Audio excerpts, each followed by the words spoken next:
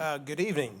Welcome tonight to the regular meeting of the Temple ISD Board of Trustees on January 13th, 2020, beginning at 6 p.m. First item on our agenda is to declare a quorum, which we do have. The second item is the Pledge of Allegiance. Could everybody please stand and join us? I Pledge allegiance to the flag of the United States of America, and to the republic for which it stands, one nation, under God, indivisible, with liberty and justice for all. I honor the Texas flag. I pledge allegiance to thee, Texas, one state, under God, one and indivisible. Our next item 3 is public forum. And Marilyn, we don't have anybody signed up tonight? Okay. Fourth item is superintendent recognition. Mrs. Parks, and could the board members please come off the dais and to the front for the recognitions?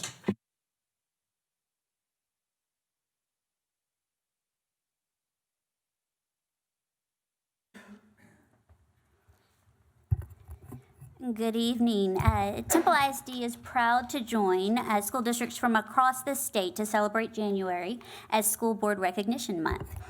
Serving as a link between the community and the classroom, school board members are elected to establish the policies that provide the framework for our public schools. Our school board members are volunteers who shoulder critical responsibilities and often make difficult choices for our district, all without pay. Their goal is always focused on the future success of our children in our district. So, Board of Trustees, on behalf of Temple ISD, we thank you for how much you care about our students and our staff, and for all of the time that you spend supporting our district. We appreciate you, and your efforts are definitely noticed, and we couldn't do what we do without you. So we have several recognitions that have been provided tonight and gifts of appreciation for you. At your dais, you notice that their elementary campuses, again, went in together, and they have a book for you, and they also purchased the same book, and there will be a copy in the libraries in your honor. Our secondary campuses, keeping with the theme, TASB's theme for this, launching the next generation, you saw rocket ships with a Temple T carved in them that our students in CTE made, along with maybe my favorite, which is the chocolate brownie in the shape of the rocket, and there really were only 8. I think everybody still has theirs. So, but that was my favorite treat. And then all 3 of our middle schools also provided something for you that is specific to each of their campuses. And so this is something very, very small we feel like we can do to honor you, but hopefully you feel the gesture and what's intended by the gesture, because we truly do appreciate you. In addition, we do have a gift from the senior leadership team. And so if senior leadership team, if you want to come forward. So you don't dig in your bags. This is what it is, okay? And it's a block T and it lights up. So each of you have one of these as well. And I'll just make a few comments. Judging by the attendance that's here, majority administrators, you are well supported.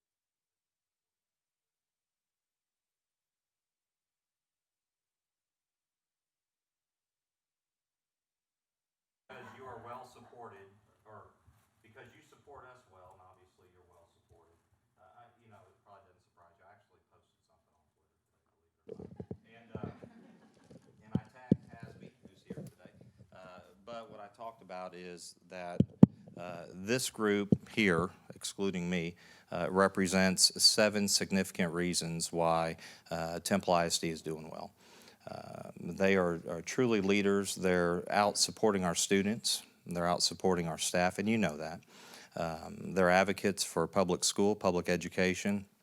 They're advocates in the community for our children.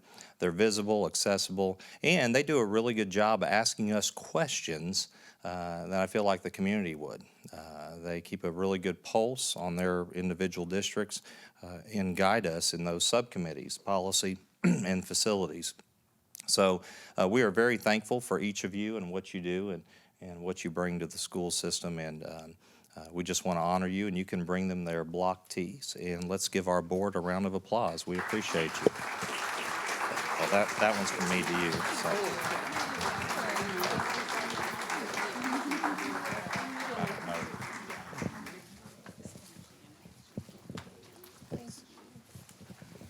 You know, you're always wondering, well, I have one boss. How is it when you have seven? But I'll tell you, it's wonderful. It just means that much more support. As you can tell, we're a very diverse board. They're very thoughtful, have diverse perspectives, and it really helps move the district forward. So very grateful to each of you, truly am. Thank you. Thank you very much, Dr. Ott, and members of the Temple, different Temple campuses. Thank you very much. It's always a great pleasure every year when y'all do this and y'all bring these nice things, the gifts to us. But really, we appreciate what you do for our students in our community. That's really the most important thing. And I personally feel so honored to be up here and to work with a great team that y'all are. I mean, this is an exceptional district. Y'all just blow it out of the water. And thank you very much for everything y'all do. It's a pleasure for us. Is Y'all anybody? have a really tough job. I'm glad y'all are doing it, not me. Yes. And we couldn't do it without you. We're a team. Yes. And you make us better, and I hope that we help make you better. But without all of us together, we wouldn't be able to move like we're moving. Thank you very much. Thank you. Again, thank you very much. Oh, and I need to.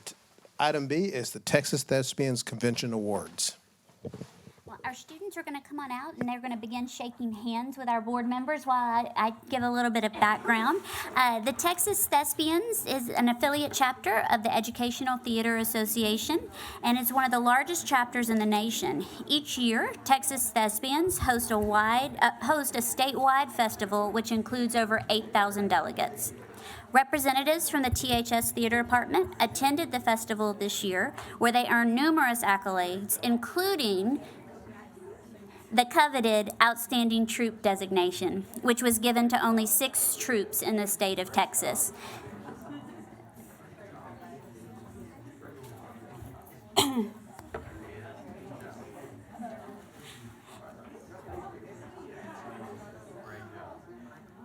In addition to the Outstanding Troop designation, we had 2 other entries that received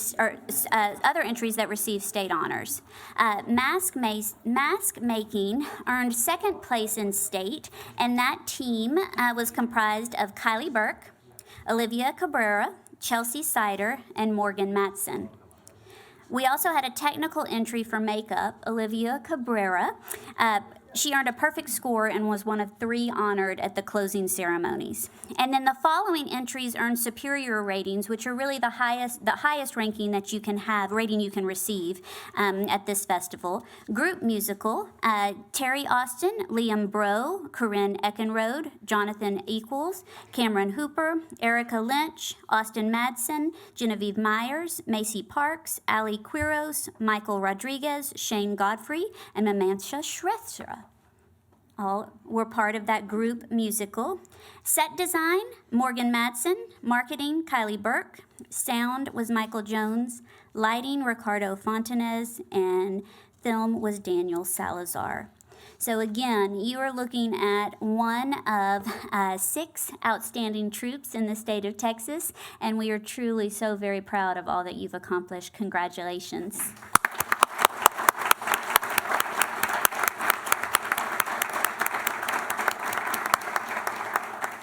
And hang on one second, make sure we get the picture we need, so hold on.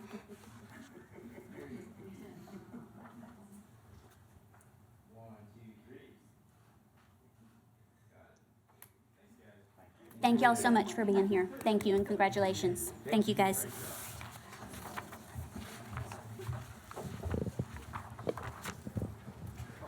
Thank you, guys.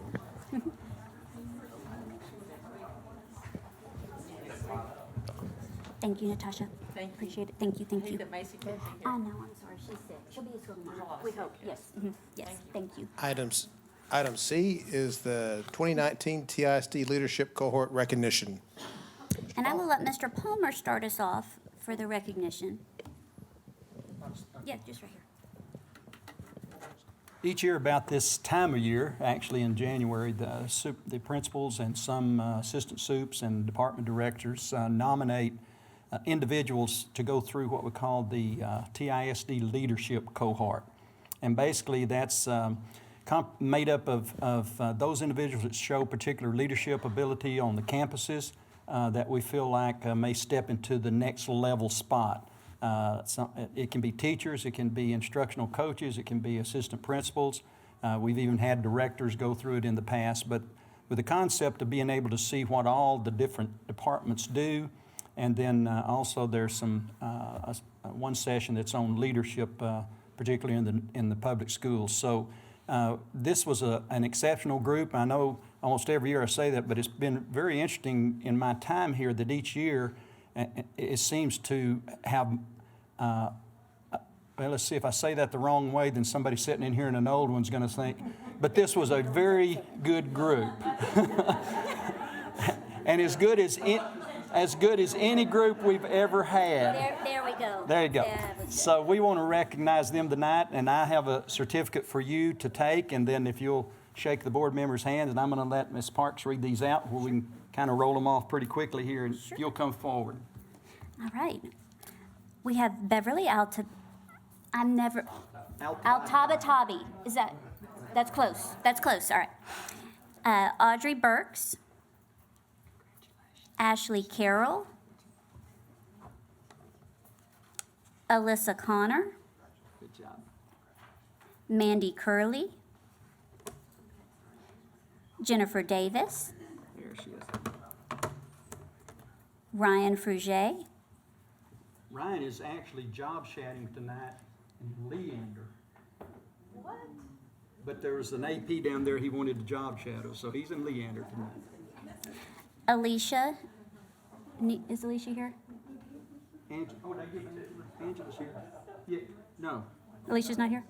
no. Angela Pearson. Rylan Seymour. Good job. Appreciate you. Jessica Smith. Is it Ryan? Amanda Sestida. Amy Vahue. Jessica Wolf. And Virginia Yarborough.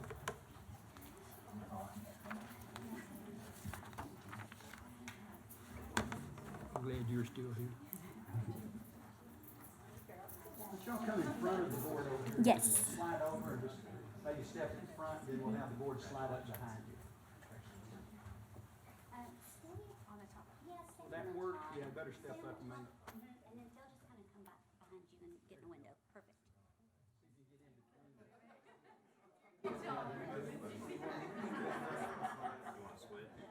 Find someone shorter. Keep her right Y'all are here good. between the- Y'all are good. Y'all are perfect. Okay, ready? 1, 2, 3. Looks good.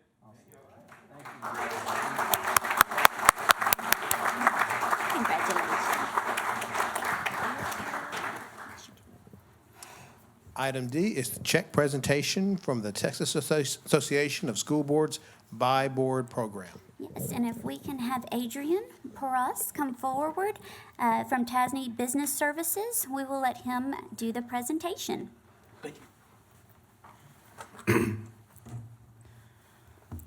Hello, everyone. My name is Adrian Porras, and I am with the Texas Association of School Boards with the Business Services and the BI Board. Each year, the BI Board helps school districts throughout the state save time and money, making the procurement process simple. In addition, as a nonprofit organization, TASB and the BI Board are able to offer a rebate to its users. This year, the BI Board rebate to its members was $9.1 million. Temple ISD has been a great friend of TASB and a user of the BI Board. And because of the great work of the administration, Temple ISD has earned a sizable rebate this year. So it is my pleasure to present this nice big golf check to the Temple ISD Board for the amount of $57,000 and $57,050. So. Thank you very much. Can you send me over here? Sure, absolutely. Thank you. While Christian's taking pictures, I'll just mention the Buy Board is a great partner for us, for not just Temple ISD, but for all public schools. They provide a service which allows us to purchase items in large amounts that we would normally have to go through a bid process for. What Buy Board does is they work under the governmental rules for bidding. They bid items and vendors, and they vet those vendors. And then what that does is that allows us as districts to purchase through and under their umbrella in a way that saves us having to do a lot of those things and a lot of redundancies. So we appreciate what they do. This is sizable because a lot of the things that we've purchased for CTE and for this facility were in this past, were part of this rebate. Also, one last note, because of what Buy Board does, they're able to include local vendors. And so many of our local vendors that we're able to purchase through, Perry's, Indico, others, that's gone under the Buy Board. So it serves those vendors, it serves us. It's really a win-win. So I appreciate what they do for all public schools. Yes, thank you. Thank you. Yes, sir. Appreciate it. Thank you for being here, Jan.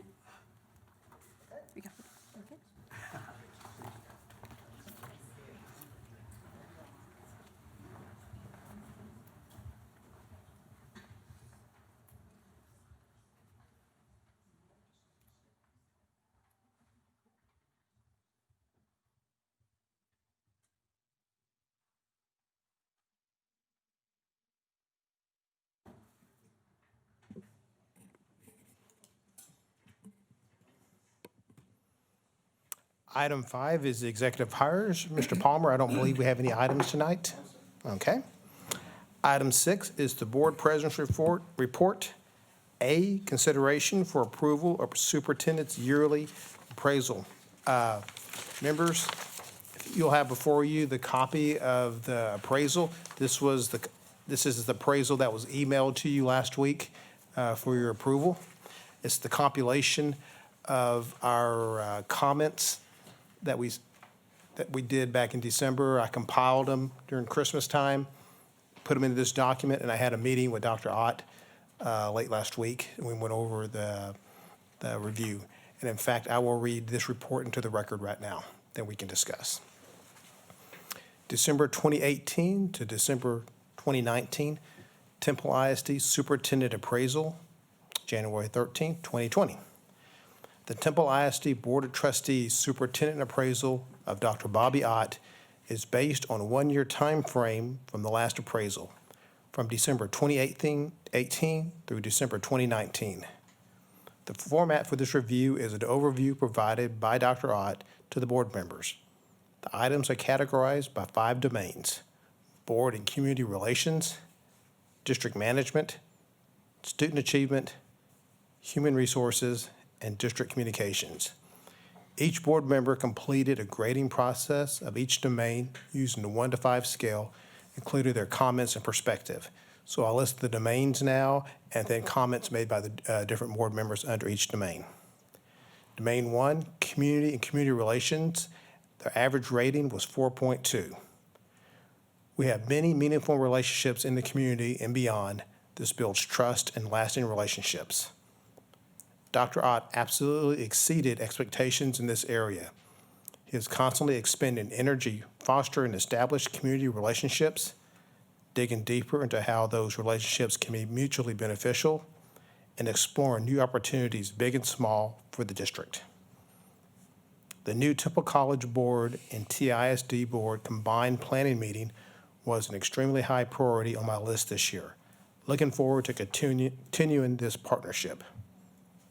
Since Dr. Ott has been superintendent of TISD, He has been very focused on developing and establishing positive relationships, not only with students and staff, but with parents, community leaders, the business community, city and state governments, and other school boards. Domain 2 is district management, and the average rating was 4.39. Dr. Ott and TISD finance team have done an excellent job in keeping district finances in healthy shape while maximizing these funds for student programs, teacher pay, and facility construction, renovation, and school expansion. HB 3 was a big win for TISD due to the guidance and leadership from Dr. Ott on down as to how best to utilize our resources. So many strides made for the betterment of our school district and staff. Planning for growth of TISD has been on the top of that list. Dr. Ott has secured the property, worked with staff, builders, and developers to grow the southeast quadrant. This planning was done proactively as a result of demographic studies. Dr. Ott cares about the staff, and it was evident from the way revenues from HB 3 were allocated. Domain 3, student achievement. The average rating was 4.17. I'm extremely proud of our B rating, a concerted effort to meet the highest safety standards through innovative training and our proactive approach to mental health and wellness. The district showed strong improvements in the areas of discipline, safety, and mental health of our students. All of the hard work has paid off. Now to maintain and continue to get better. Great new ways to recognize student accomplishments. This is the topmost priority of the TISD board and Dr. Ott. Student achievement is the motivating factor in every program implemented in this district. Dr. Ott sees it as his duty to make sure all stakeholders share the sense of urgency regarding student learning. In the last year, Dr. Ott developed many programs to keep students' morale high and make them feel appreciated. Some of these include Student Scholars Award Ceremony, first ever Fine Arts Signing, first ever Rejuvenate program for IB students. Domain 4 is Human Resources. The average rating here is 4.5. Under Dr. Ott's leadership, TISD provided the largest compensation package to every district employee. This strategic move will allow us to secure and retain the best teachers and staff for TISD. The New Teacher Academy is another innovative program developed to support new teachers. The efforts of improving teacher retention are showing. This year, the teacher retention improved by 7%. Diversity has improved some key hires and promotion to key leadership positions. I only see this improving under the leadership of Dr. Ott. We still have work in this area. TISD has made great hires for leadership positions this year, great strides to get better. HR department has advanced our district in major ways this year. The new compensation package was tweaked until every single employee saw a salary increase. This conveys respect and gratitude to everyone who works for our students and should help us with both recruitment and retention. Due to Dr. Ott and his team's strategic appropriation of the funds allocated from HB 3, everyone in the district was not only surprised but elated. Domain 5, district communication. The average rating here is 4.39. Best I've seen from this department in years. Keeping this level of communication internally and externally is mandatory to keep changing community perception of TISD. Dr. Ott is very visible throughout the district. He is constantly visiting all campuses and ISD functions. He is a very familiar face. Implementation of TISD's social media presence has added an element of positive culture. Previously, we lacked a plan for telling our positive stories. I get a lot of good positive feedback from parents and the community. I feel the community and parents are pleased with the communication our district provides. Marketing efforts this year were fantastic and went a long way towards portraying an accurate picture of our district's strengths and successes. Parents, students, and the community have seen the benefits of improved communications through social media, the district website, and publications in the Temple Daily Telegram. The superintendent's contract. and past annual superintendent review. At the completion of the review, it will be recommended by the TISD Board of Trustees to extend Dr. Ott's contract. And this document was signed by myself and Dr. Ott. At this time, is there any further discussion on the evaluation? If not, this does require a motion to extend it, to accept the valuation. I move to approve. Moved by Ms. Gowan, Second that motion. seconded by Mr. Gaines. All in favor signify by saying aye. Aye. The ayes have it. Thank you. Item is approved.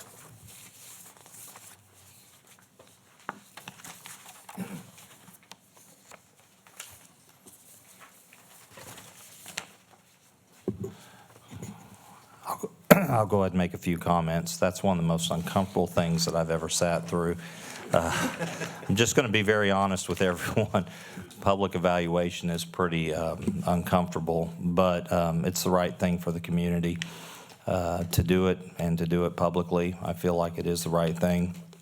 A couple comments I would make is, one, piggybacks on what was said earlier, but I personally am truly grateful to whom I work for, and that's the 7 you see up here. They're a fantastic group. I believe that I have a relationship with each of them individually, not just collectively. And that's something that, you know, you work over time. But I am very grateful for the individual relationships and the collective one. I am absolutely grateful for who I work with. I have an incredible team, and everything on there. I think the most uncomfortable thing for me is when it says under Dr. Ott's whatever, right?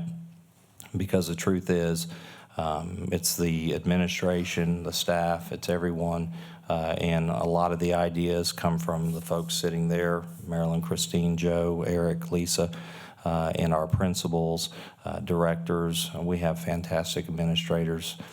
So I'm able to do some things, and I know this, that a lot of superintendents aren't able to do because I have a great team. I'm able to be at a lot of events. I'm able to be a cheerleader of sorts, an ambassador, an advocate. And that's because there are folks that have bright ideas, they're innovative, and they work really hard for our students and make sure that the logistics and the important matters of running an organization are in line. And lastly, I'm most grateful for those I serve, and that's the students and community. We truly have special students in Temple. I mean that. I love every one of them. They're fantastic, and they're all gifted, and we have a great supportive community. So I'm very blessed to be in this position, and I thank the board for the evaluation. Thank you. Dr. Ott, again, we appreciate your service and everything you do for the district and the community and the students. Thank you. Item B is the first day to file for the school board election, which is Wednesday, January 15th, 2020, 8 a.m. Last day to file for the school board election is Friday, February 14th, 2020, at 5 p.m. District 2 and District 7 are up for election this year.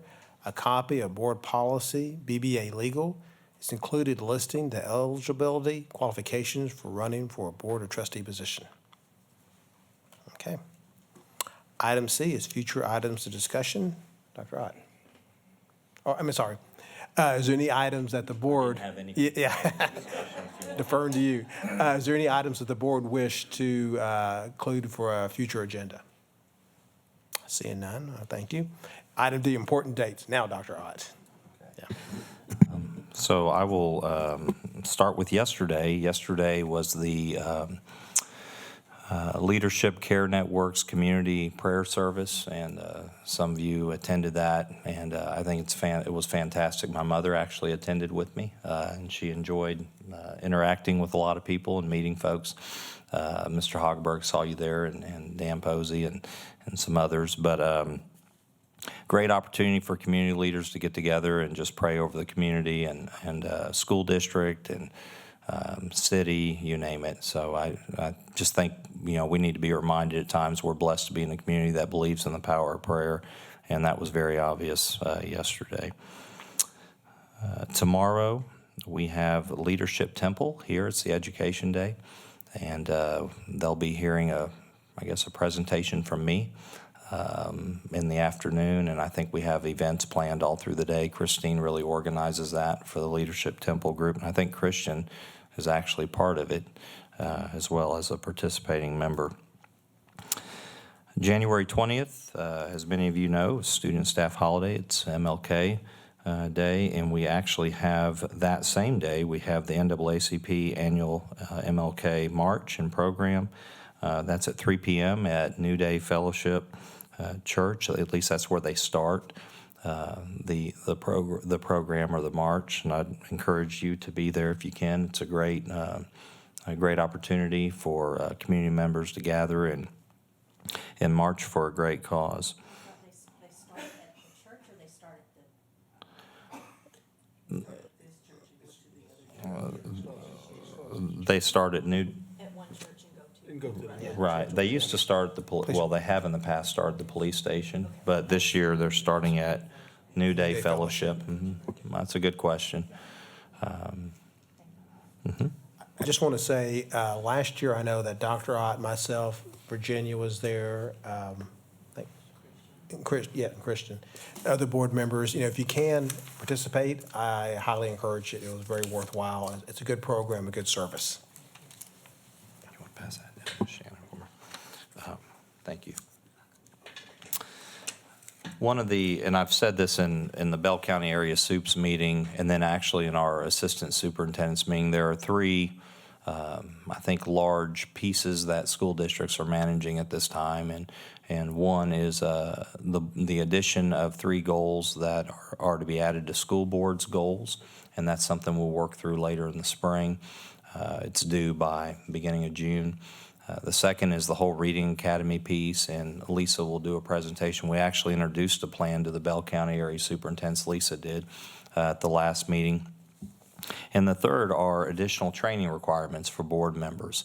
And those are things like human trafficking, and then the big one is the cybersecurity. We are blessed to have Mark Civic, and he's actually here, our Chief Technology Officer. The first one is actually January 15th, I believe. We're doing 2 sessions to account for your schedules, and we're going to do senior leadership team and board, and then the next one, which is on here. So the January 15th isn't on this important dates, but the next one that is actually January 22nd. And that's listed there at the bottom. I think many of you are signed up to go to that. If we have a quorum, we post it. And I think we're going to have a quorum for that one. So Mark's going to take us through it, and feel free to ask him any questions along the way. Like I said, we're lucky that he was able to work modules and get things done and condensed in a way to where we can learn, but it's not too laborious, I guess. Wildcat Mentor mid-year event at Spare Time. Several of you are Wildcat Mentors. That's on January 23rd from 11:30 to 1:30. Our college series at Temple High School is also the same day. It's at 5 p.m. at Temple High School Library, and those topics will be the application process, visiting college campuses, and then the SAT. We have a midwinter conference. That's TASA, Texas Association of School Administrators, January 26th through 29th. We're actually presenting at the conference, and the presenters will be Lisa, Renata, and myself. Am I missing anybody? And it's basically, it's over blended learning and the steps that we took to garner support, to get the board involved, to get administration, teachers, and it's the whole implementation design piece. And we're actually going to set it up like a blended learning training, so that'll be unique in many ways. So we're excited. It's another way to feature the school district statewide, so we're really excited about that. January 28th is the 2020 Salute to Business Banquet. We will have Governor Abbott. The Chamber has managed to secure him as a speaker for that event. It's at the Mayborn Center from 5:45 to 9. I think Marilyn has sent something out to all the board members. And so, you know, if we can get a table together for us, that would be great. I know some of you are probably going to be attending with your respective employers. But for those that aren't, you know, we can join together in that event. The 29th through January 29th through 31st, we have the 8th grade career days. That's when we bring the 8th grade students over to Temple High School and have them circulate through the CTE and the businesses that we have that are willing to come. And I believe a separate, more detailed schedule has been sent to you already. Is that right, Marilyn? That has all, when each middle school's going, when Bonham's going, when Travis is going, when Lamar's going, and what their schedules are. The 29th, we have the School Board Policy Committee at 4, and the Facilities Committee the day after. Does yours say that? No, I said, both of them say 29. Yeah, they both say yeah, that one's the 30th, okay. Just like always, right, the Policy Committee's the day before the facilities, so we'll send a correction. I think the calendars are right electronically on that. And then January 31st, the Central Texas Workforce Board, I may have shared this with you, but I'm the superintendent representative for all Central Texas schools. I think there's 80-something districts, and I'm actually doing the presentation. They're coming over here to the admin building that day, and I'll be presenting over our 2025 plan. So I'm real excited about that opportunity to bring them over. And just as a side note, I don't know the exact day, but the commissioner of the Texas workforce, the commissioner for the state, is actually scheduled to come to tour our CTE building. So we're real excited about that. When is it? February 3rd, okay. And so that was just scheduled today, I believe, or yesterday. So excited, once again, an opportunity to feature TISD, THS, CTE across the state. And that's all I have, Dan. And then one last thing, you have an addendum that has our fine arts, performing arts events listed there from the 24th to February 8th on the next page. Okay, thank you, Dr. Hott. Item 7 is consent items. Consideration for approval of the following group of items. Approve consent agenda items 7A through E1. What is the pleasure of the board to hear these individually or all together?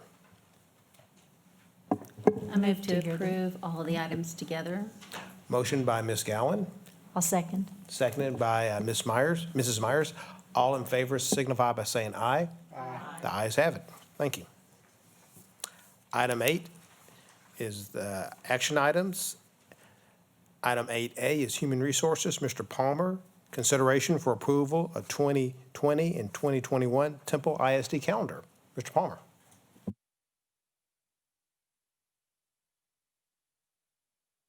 think each one of you have a copy in the book as well as a printed copy to take a look at. For the most part, the calendar, except for moving things up because there's a day missing because leap year doesn't happen again, and next year's calendar, and the fact that that the calendar always moves up a year, most everything on here is at the same time as this year's calendar. The one thing that I would bring to your attention for those making plans, spring break is back a week. Actually, this divides our spring semester much better than it was when it was a week earlier, but we follow the same time as Texas A&M does because basically the largest district in Bell County, and we try to keep all of our calendars similar.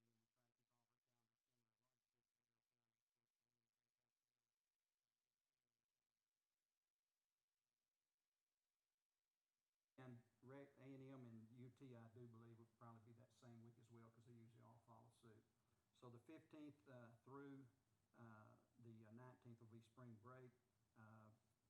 Same time for winter break, fall break, of course. And outside of that, like I say, it's pretty much the same calendar as the past year. I will add to this that Dr. Mueller called me from Belton just the other day and wanted to know kind of our calendar. We compared notes, and basically the Belton calendar and the Temple calendar are identical. With exception, I think they may have 2 more days that the kids go that we allow our teachers time off for work on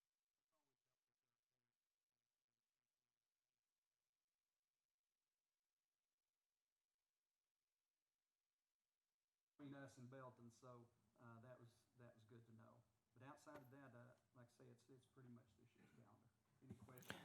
I would just add, excuse me, I'd just add one thing. If you look at the October 26th date on the calendar, that's something new for us. We're doing a wellness day for our staff, and we'll have speakers in, and Amy Hayes is in the Wellness Committee is working on how that'll be structured, but we think that's very important to do that for our staff. So that's there, and it's not an entire day. I think it's 2 or 3 hours maybe. It'll be the morning, and actually, it's with the Gear Up group that we're joining together to do that, because the Gear Up program will be housed at the high school next year for the most part. So for the expense part of it, and bringing someone in as far as a motivational speaker and that sort of thing, they were very excited to have an opportunity to do that. So it worked very well with our wellness plans and our wellness program.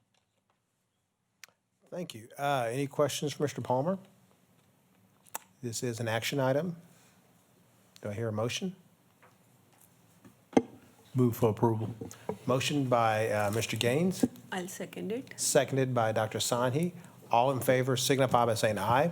Aye. The ayes have it. Thank you. The motion is approved. Yeah.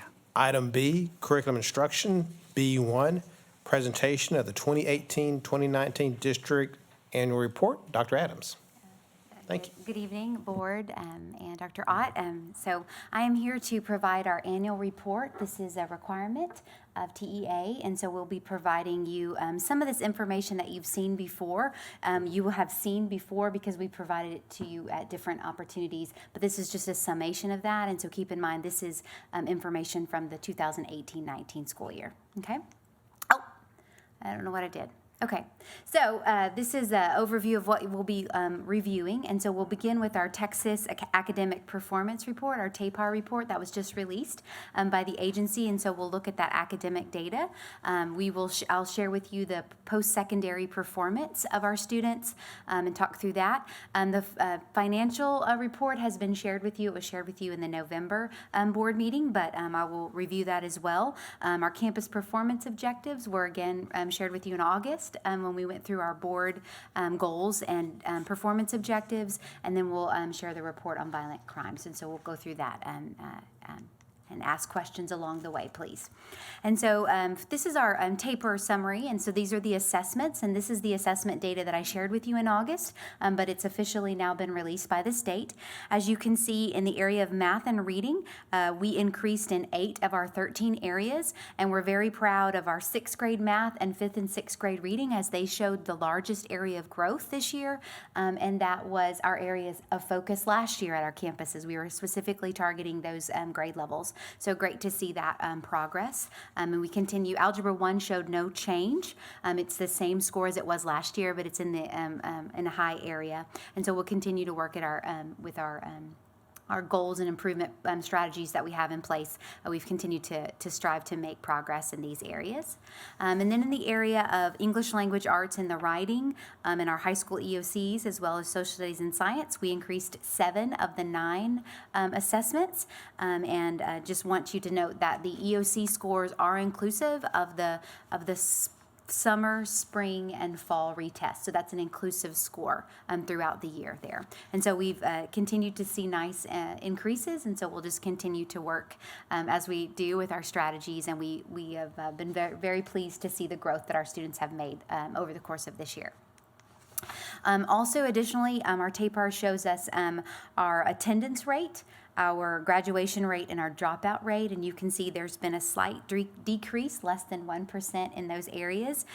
We have very strong plans in place for helping our students be at school and to graduate on time and to ensure that our students do graduate and do not become dropouts. And so we just continue to refine those processes and work on those, but that's a very strength of us in Temple. We ensure our students graduate. Then this report is the students' performance in post-secondary institutions, and this is something that just really comes to you through the district annual report. Keep in mind that this is not what I would say a true valid measure of our students' post-secondary performance, because this this is generated by the state of Texas, so we typically, unless they self-report, we don't get information from out-of-state colleges. We don't get information from private institutions, and not all of our state colleges are required. It's more of a voluntary basis. I will tell you from last year to this year that we did see an increase in the number of students who reported enrolling in a four-year university, and that's good because I know that's part of our goal with Temple College, to increase the number of students who obtain college credit. And we did see an increase in our GPA in the area of the 2.0 through 3.49. So all of the students had a better GPA their first semester in college as well, so that's great. But again, I'll draw you to that number at the bottom, not found. There were 235 graduates that were not found, and that doesn't mean that they didn't enroll in college. It just means that they weren't reported. That they couldn't find them in the system. And so that's why I struggle with this being a valid measure of our students' post-secondary success. Not to mention, there's no mention of career or military enrollment as well. Additionally, we need to report to you our district, our PEIMS financial standard report, and you will remember from November that Callan and her team came and shared that, and we had no material weaknesses in our financial report. They do a great job. Kent and his team do a great job in ensuring that we are transparent and take care of our money well. And our accreditation status is connected to that first rating, and so we are considered an accredited school district with a superior rating, and that comes from Callan's team as well, and they do a wonderful job. And so that's really all I'm going to share about that, because you've already seen an extensive report in that. Then we also include in our district annual report our performance objectives. Remember, we have 3 goals: ABA, academics, behavior, and attendance. And so you have seen these before. We talked through these in the summer, but we have 6 objectives under academic achievement. We have 4 under behavior and 3 under attendance. And we monitor our progress on that throughout the year. And you've seen reports from that from the last year. Lastly, we have our report on violent and criminal incidents, and this first chart shows you the elementary schools. We had not one incident in our elementary schools for the last academic school year. And this is our secondary campuses, and we had 1 incident at our high school, and so we had 1 secondary. But I will tell you that's a decrease from last year, and so we've seen an improvement of that. And this is really Eric's department, but in thinking about why we see that improvement there, it's really because of we continue to improve our anonymous reporting processes. Remember that Eric rolled these buttons out. You'll remember these from probably a board retreat, where we have opportunities for our students to report things that they're concerned about being safe or bullying. And so the incident that I mentioned that was reported this last year was minimized in minutes, really, at the high school, and that was due to our students self-reporting. They really care about the safety of themselves and others, and this has been a great initiative that Eric's department has rolled out and has helped our campuses be really safe and supported. And so that concludes our district annual report. If you have any questions, I'd be happy to answer, or call on one of my colleagues to answer, because I am nominated to report for the whole district. So I can put one of them on the spot if you need me to. Any questions for Dr. Adams? Item B, this does require a public hearing for the 2018-2019 district annual report. I am now opening the public hearing. Anybody that wishes to come up forward and comment about the report, please do so.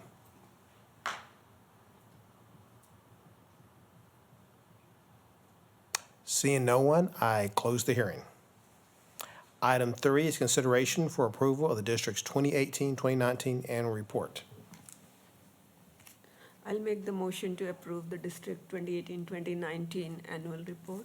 Motion by Dr. Sanhi, Second the motion. seconded by Mrs. Davis. All in favor signify by saying aye. Aye. The ayes have it. Thank you.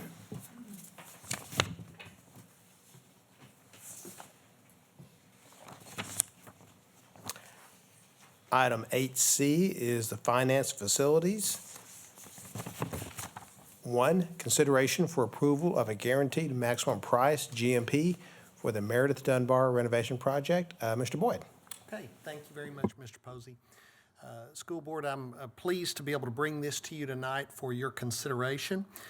We discussed this at the Facilities Committee the other day, and you all were present, and you've heard that and seen that information, but I'd like to present that again tonight in abbreviated format for our public. I'll talk about a few things before we get into the presentation on the slides, but for bids for this project were received on December 10th, 2019 for renovations to Meredith Dunbar Early Childhood Academy. After that, the representatives with American Constructor Stantec and our TISD administrative staff met to fine-tune the budget, and so that's what we bring to you tonight. I might also mention I appreciate Craig Eilers with American Constructors being present tonight, and as always, when I'm finished, I'll take easy questions, and anything difficult, I'll pass on to Craig. American has compiled the bids and prepared a summary of the project and some cost reductions derived through value engineering and scope adjustments. All of that information is included for your review. So what I'd like to show you are a few pictures of what this looks like. And of course, as you know, Meredith Dunbar is a historical campus, has historical significance to our community. And so we're excited to be able to bring you this renovation project. First of all, just the site plan shows overall what things will look like and just gives us a site plan and not a lot of detail on that one. Okay, here's a look at the facility. You see the areas that are in gray are areas that will receive, that received renovations on the last bond. So we started renovations at Meredith Dunbar, like on several campuses, with the last bond, knowing we wouldn't take care of everything, but we got quite a few things done. What we plan to do with this bond is complete what we started. So the looks up at the top, those are pictures of existing conditions. And like I say, you get an idea of what was touched on the last bond. Everything not in gray or that light blue is what will be addressed this time, and some of the areas in blue also. Okay, this is simply another look at that and some of the things. I won't go into detail on that one. Okay, there you see the restroom picture up there. The facility, being the age that it is, has a lot of pieces to it that are in need of not just renovation from an aesthetic standpoint, but renovation from an infrastructure standpoint. And when I say that, I mean plumbing, air conditioning, major electrical, major plumbing, restrooms, ADA enhancements, and this is an example of that. The restrooms at Meredith Dunbar are not ADA compliant. They have not been. We will address that, and they will all be by the time that we finish this. And you won't see some of the, you won't see setups like that where we've had to manually put in some risers for little kids. I might also mention, as you're aware, Meredith Dunbar was built as a high school. It served older students, and then even after that, it served elementary students. And there's a big difference in the size of those from the little kids that we have over there today. So the youngsters will benefit, and the building will be much more catered to them and to their size. Here's a couple of looks here. We've got two of the renderings. Now, the outside of the building will not be changed very much, but the inside is where you will see the renovations.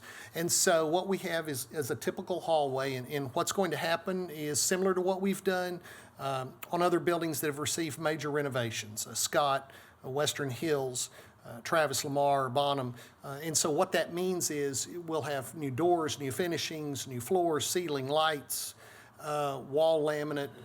Everything will be new and fresh, in addition to the improvements, the ADA improvements and the life safety improvements that I'll mention too here in a minute. Those are all going to be new finishes that you will see throughout the building once we're complete. The next picture shows you what the dining room will look like. The kitchen has received very little improvement through the years. It also is still not an air-conditioned facility, which is hard to believe.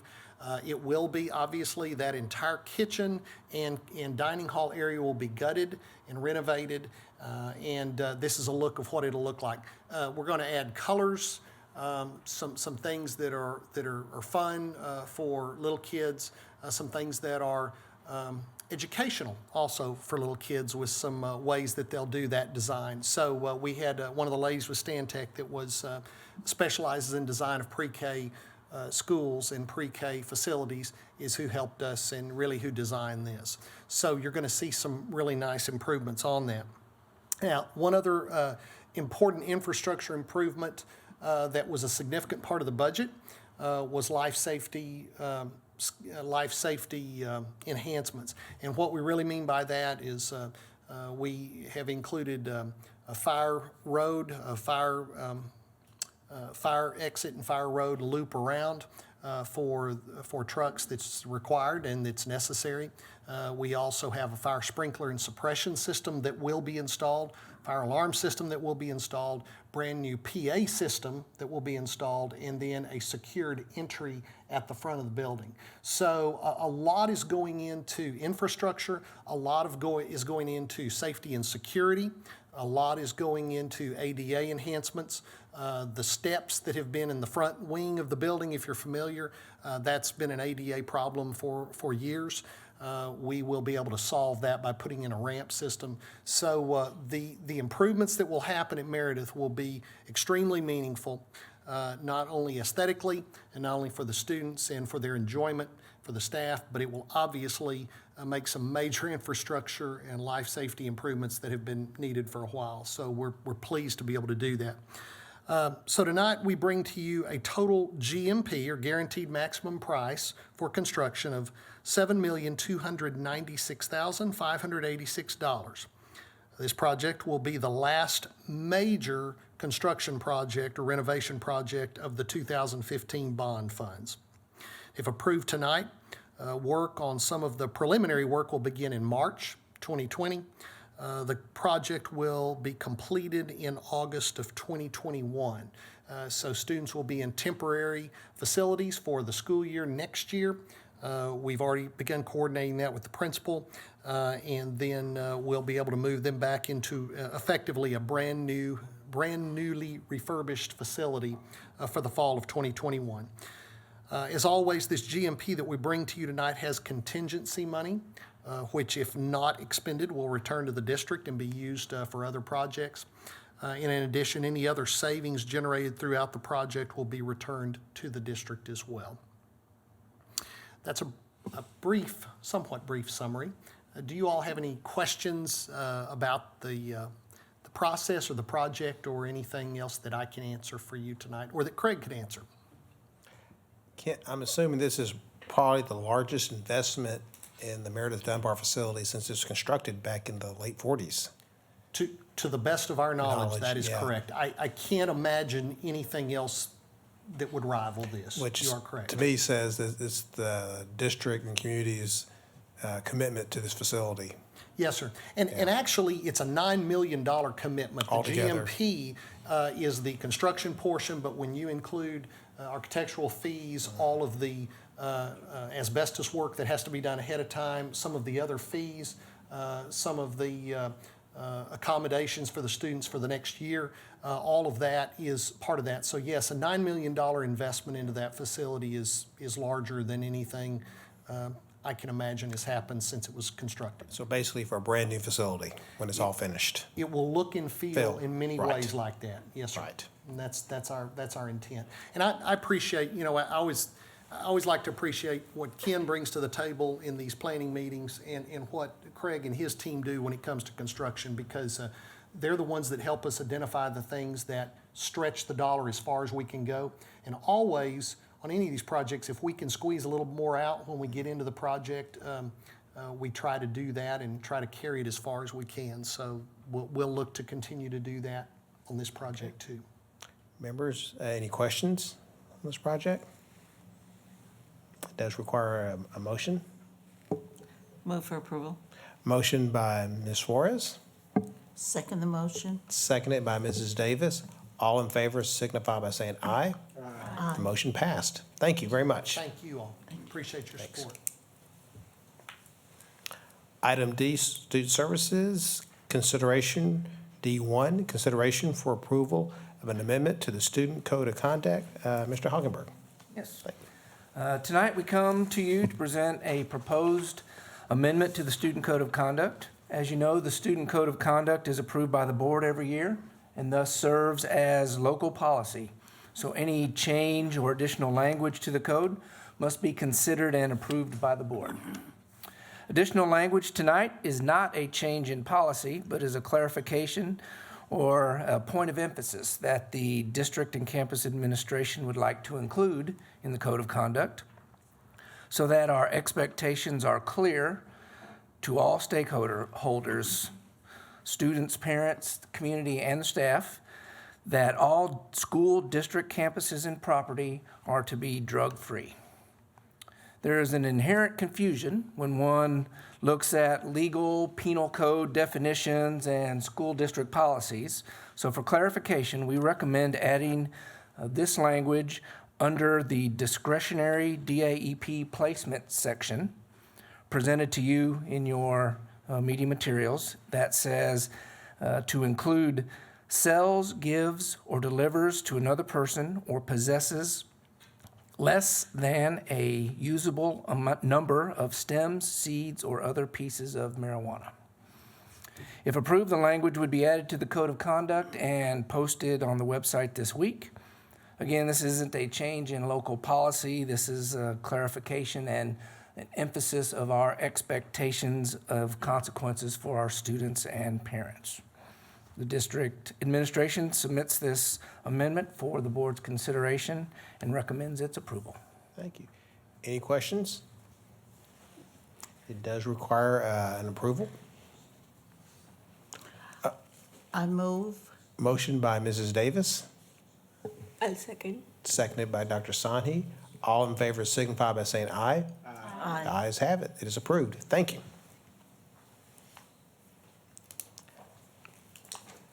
Item E is board committee reports. E1, Facilities Committee update. No meeting was held 2019. Mr. Gaines. No meeting was held. Well, next meeting will be held January 30th, 2020. Okay, thank you. Item 2 is the Policy Committee update. The meeting was held December 18, 2019 at 4 p.m. Mrs. Davis. The meeting was called to order at 4:04 p.m. No one addressed the Board of Trustees during the public forum section of the meeting. A recommendation of additional language to the discretionary DAEP placement section in the Student Code of Conduct was presented. Dr. Ott stated that they wanted, wanted to clarify the wording in the Code of Conduct and would like to take it to the board for approval at the next board meeting. This amendment was presented earlier during the board meeting, this board meeting. Committee was given a copy of the Update 114 materials as well as the summary of changes. The summary of changes were reviewed and several policy changes, were highlighted. Update 114 will be presented later during this board meeting. The meeting adjourned at 4:55 p.m. Our next meeting will be January 29th, 4 p.m. All right, thank you, Mrs. Davis. Item B is consideration for approval, a TASB Policy Update 114. Mr. Hagenberg.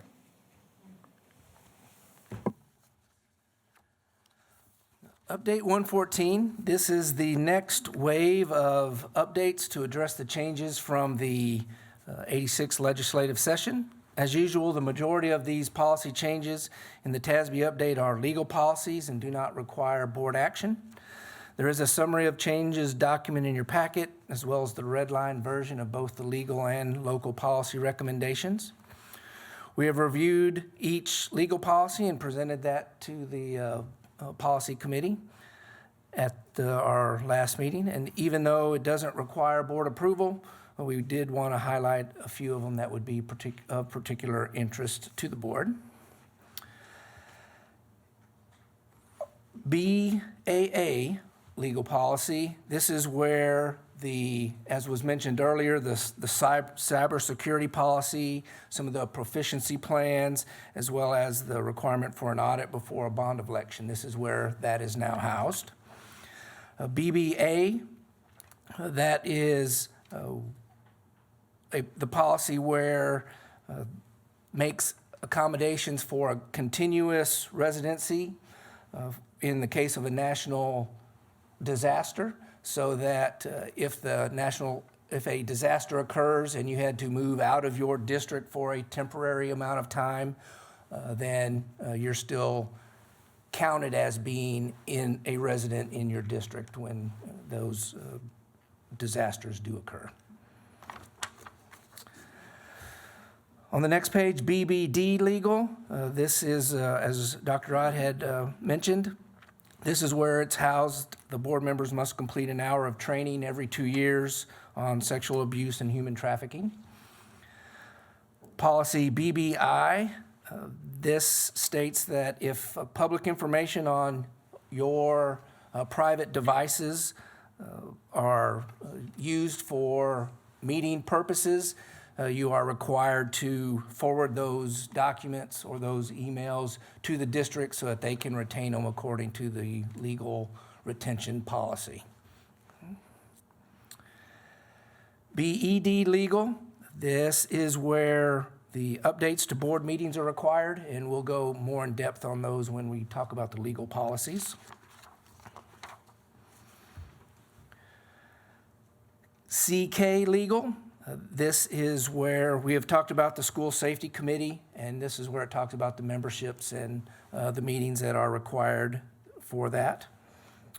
CKE legal, when we talked about the student code of conduct initially, we had talked about SROs, and now it's formalized in law that they're not, their duties for routine discipline or for routine administrative campus activities, they're supposed to concentrate on the legal pieces, and so this is the policy where that is housed.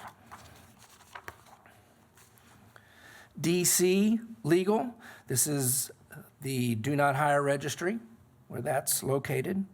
DEA legal, this is where it states that when the basic allotment increases, now compensation has to increase. This is part of the Senate bill that passed in the compensation pieces. DNA legal, this is part of teacher appraisals. It is now in law that you can't assign a deficiency if based solely on the number of referrals that they write to the administrative office.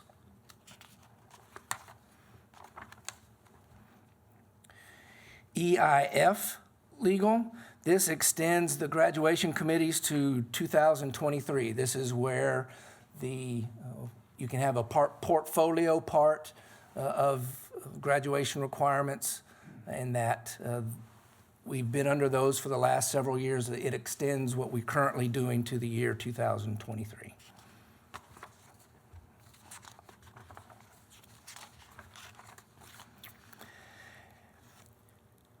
FOB legal, this is where it prohibits homeless students from being suspended. And FOC legal, this has a DAEP requirement for students. One of the offenses is harassment against an employee. And that is a highlight of the legal policies. Any questions on those? Any questions? Now, the TASB local policy recommendations, and these do require board consideration and approval. Those are in your packet, the summary of local changes for local. So the first one is BE, and this adjusts the deadline for submitting agenda items. We extended that based on our practice with our policy meetings being on Tuesday and Wednesday.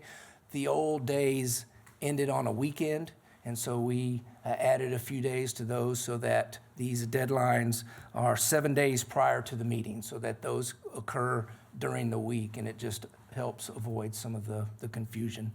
And it also coincides with posting requirements of 72 hours before the meeting. And so that's DE. DEB, or DBED. This talks about the board meetings and how some of the changes that are significant. It deletes the overall time limit of public comment. The old policy had a maximum number of time for that whole section of the meeting. Now that has been removed. It also deletes the required representative for a delegation, so that if a group comes, in the old policy, if a group came and it was the same issue, they got a spokesman and presented that to it. Well, now every individual is given the opportunity to address the board. Public comment section is now required at all meetings, so the special meetings, the committee meetings, there is a public comment section in front of all those meetings. And it allows for adjustments to be made in order to make it more efficient. The way our policy is being set up is that each individual has 3 minutes, and if you need an interpreter, you're allowed double that for your time to present to the board. If for some reason there's a lot of interest in speaking to the board, and in order to be efficient, it can make a decision to reduce the time a person is allowed to speak by 1 minute. And there's other various ways to make the meeting more efficient that way. CDA talks about, investment, and this allows bond proceeds to be invested as we do other revenues. CH, local, it requires now purchasing guidelines for that coincide with state and federal law. This is new, that now we have to have these procedures in place or written down. CKC local, this is where it includes in the emergency operations plan. We now have to have a section for active shooters, and also show that substitutes are also trained on the various emergency procedures that a campus may have. In your material, this one was omitted, CKE local. It was in your main pieces, but just not on the summary page. And this again talks about, this is the local policy about the SROs and their duties as not having routine classroom duties. CQ and CQB, these are in tandem. There is a section on security breach, goes from one, policies removed from one, and then it's added by itself in another one. So these two are in combination, CQ and CQB. DFFA, this policy talks about reduction in force, and these changes eliminate the furlough sections of that policy. DH local, that is part of the employee standards, and if you remember from a couple years ago, that if a district employee has a handgun license and they have their firearm and it's locked in their vehicle and it's not in plain sight, and it used to say not loaded, well, now they took away the not loaded section of that policy. So it still has to be, still have to have a license, still has to be locked, and it still has to be out of sight.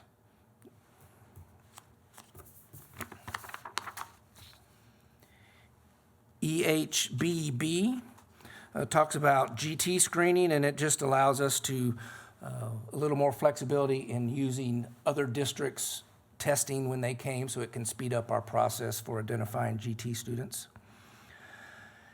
FDE, it updates the list of violent criminal offenses as far as the transfer policy is concerned.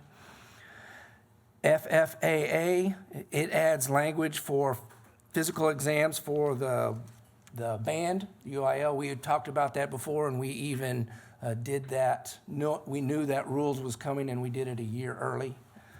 So we're ahead on that particular. FFB is where the threat assessment team's policy is housed that we have talked about on more than one occasion, as well as FFBA is where the trauma-informed care, our TBRI, that's the location for that training. FL, local, this is, again, part of the threat assessment team, and this is under student records, and so it allows, if a member is on the threat assessment team, and that can include not only police officers, but the fire parents, staff, this gives them the designation when they're serving in that capacity as a school official, so that they can have access to and feel free to talk about information that normally would be restricted as under student records. GBAA, local, this allows for the suspension of public information requirements during a disaster. So if there's a disaster, some of those timelines of 10 days or those type things are, you're given a little more flexibility to handle those requests in a disaster. And then GKA, local, is similar to the firearms one, except the other one was employees, and this is for the public. That is the local policies that we have for tonight. Are there any questions? Members, are there any questions? This does require adoption. I move that the board add, revise, or delete local policies as recommended by TASB Policy Service and according to the instruction sheet for TASB Localized Policy Manual Update 114. Motion made by Mrs. Davis. Is there a second? I'll second it. Seconded by Dr. Sanhi. All in favor signify by saying aye. Aye. The motion passes. Thank you very much. I will say this is over 950 pages. This is the largest one I've seen as far as updates. I wonder if that'll be the record. We'll find out at some point. Yeah. With that being no further business, we are adjourned. Thank you very much for attending tonight.